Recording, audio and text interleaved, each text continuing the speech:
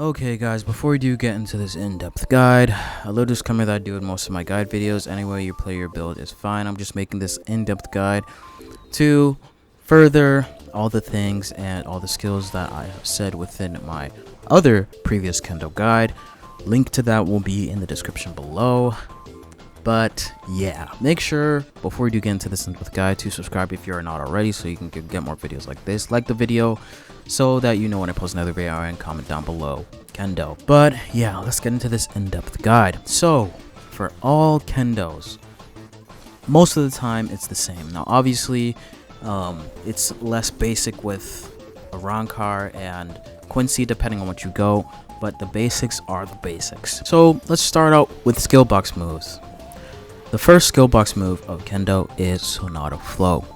You move forward, short distance, and whoever you hit within the vicinity of the cut. By the way, when you're using Sonata Flow, the cut is not an indicator of what you can hit. There's basically, I don't know if they changed this, but it's basically a whole bubble. It's a bubble of who you can hit, and it's multi-hit as well. Once you hit them, you'll enter an animation, if you hit them I mean, and you will be granted iframes as you sheath your sword and do multiple slashes. Now this is really good for AoE.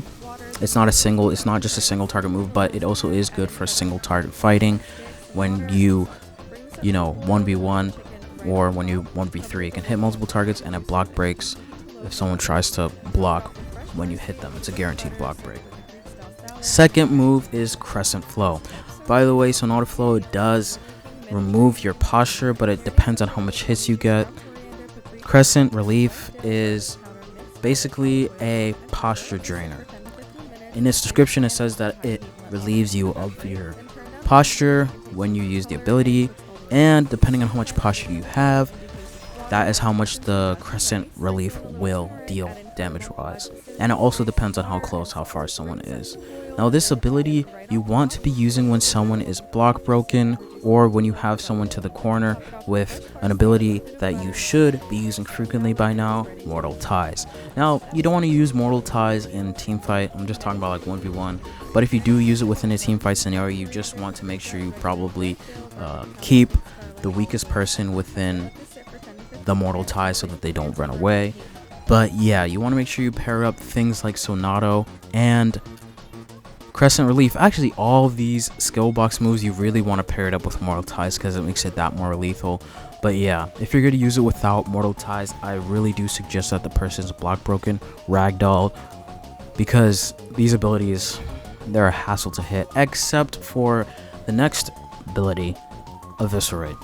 So Eviscerate, you basically hold your sword out. I don't know what this animation is, but you turn into a red dot, and within the vicinity, I don't know what vicinity it is, whatever target you're at, I believe this is still multi-hit. Please tell me in the comments down below if it is not. But if it is multi-hit, you can hit multiple targets. If they're basically, nerfed it and made it singular hit, then you can only hit one. But I believe it's still multi-hit, so I'm gonna give you tips on multi-hitting people with it. So with the Eviscerate, you want to, like I said with the other abilities, use Immortal Ties, and you also want to use it when someone's not blocking. When they're flash stepping is when you want to use Eviscerate. This is the perfect time to use Eviscerate. It's not really a Mortal Ties skill box ability, but it's really, really good for when someone's flash stepping because they will not be able to block or parry within time unless they're really reactive.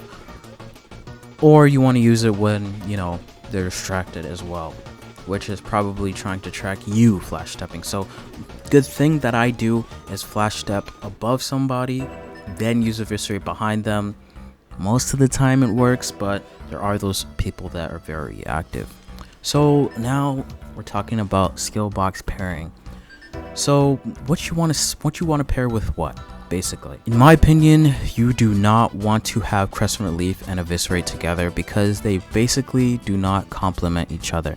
Now, unless you are really reactive and after Eviscerate you can land a Crescent Relief, I do not recommend this combo at all. If you're gonna get any combo, it should be Sonato Eviscerate or it should be Sonato Crescent Relief because they just complement each other so well. Now, if you don't believe me and you want to do the combo yourself, like I said, I'm not trying to make this guide to dictate, what you go. Just a suggestion of what I myself have found successful within 1v1 or basically team fighting scenarios, PvP. Now, the other abilities I want to get out the way, these are just basically mere suggestions, but you want to make sure that you have Flower Passage, obviously, because it's a 2-hit ability that can get you from point A to point B. You don't really have much flash steps like Speed do.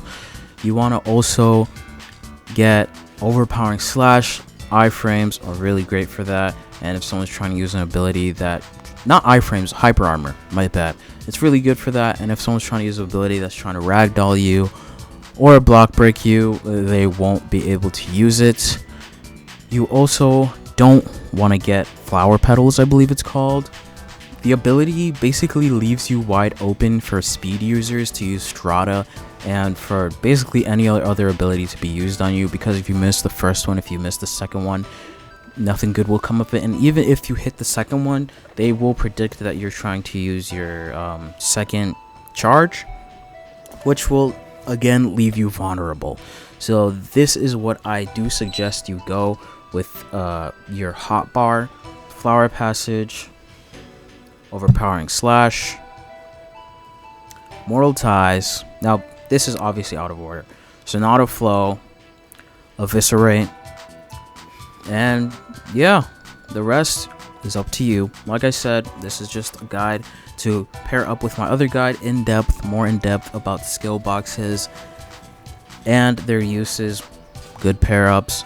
Now builds, it depended on you, because I know that there is a weapon, Wonder Wise's sword, that can basically give you a instant vertical down and horizontal slash.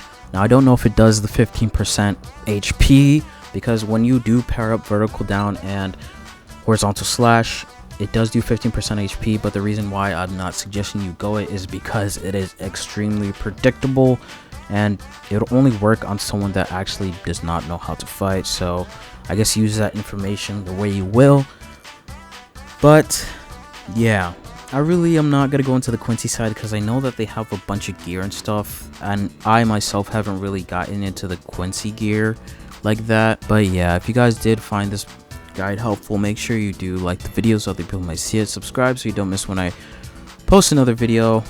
Make sure you guys really do subscribe, because we're 50 subscribers away from 3,000 subscribers. And if you got this far in the video, make sure you comment down below Kendo Mastery. Most importantly, make sure to have a great day, guys, and see you guys within the next video.